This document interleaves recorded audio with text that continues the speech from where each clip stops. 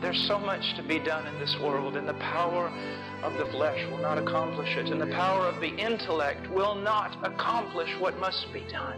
It is the power of the living God, and I don't understand the mystery. I can't defend the reason, but I know this, that apart from prayer, abiding, enduring, believing, prayer, we're as dead as a doorknob with all our doctrine. How I need God. I feel sometimes like I can't breathe unless I have Him. Some of you know, and maybe you have forgotten. You remember those times of tarrying in His presence, and you knew God was there. Not just because of a doctrine that told you He was omnipresent, but that presence of His was manifest in that room with you. Once that has touched your life, you can't live without that. I'm not talking about some charismatic experience. I'm not talking about something that was foreign to the fathers, theological fathers that we most love and honor. Read Edwards. Read Brainerd. Read my dearest Charles Spurgeon. Read Flavel. Our people perish for a lack of knowledge. They need God's Word, but they need the Spirit of God to reveal it. We need the Spirit of God to touch our mouths, to touch our hearts, to touch our lives as preachers, as pastors. We can't live without this. Oh, that some of you would tear yourself away and go into the woods and not return for a week. That you would climb up one of these mountains and grab rocks from the ground and throw them in heaven and say, I will not surrender this wrestling until you touch my life, until you change me, until there's something of God on me. So tired of words, yet words are precious, but without the Spirit of God, oh, to know Him. Brothers, I have a book here. And in this book is the book of Acts.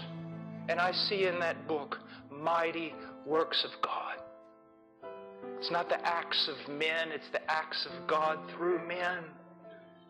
And I see things that apparently Christ saw that His men needed.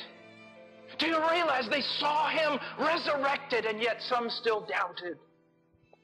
They were still afraid. And it wasn't until the mighty wind of the Spirit of God blew through them, was poured out on them.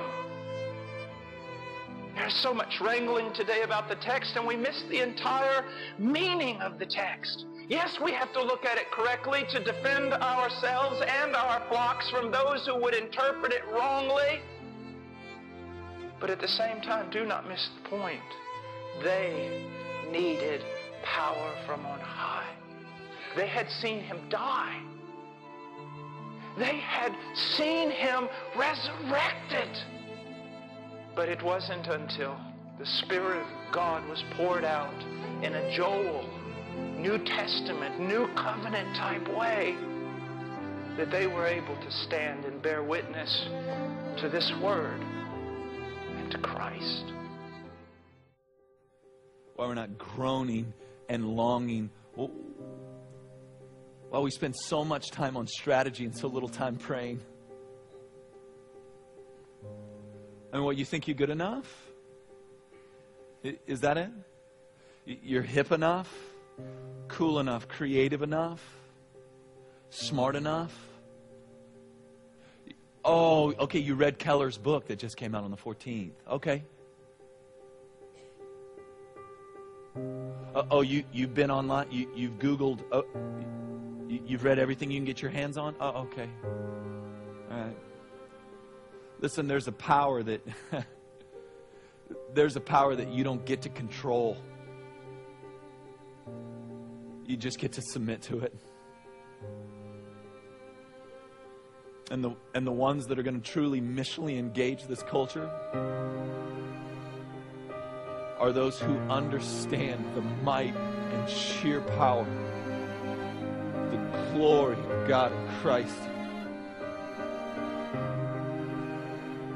and find their spirits overwhelmed to the point of prayer and the pursuit of Him to see His weight established in the hearts of those around Him.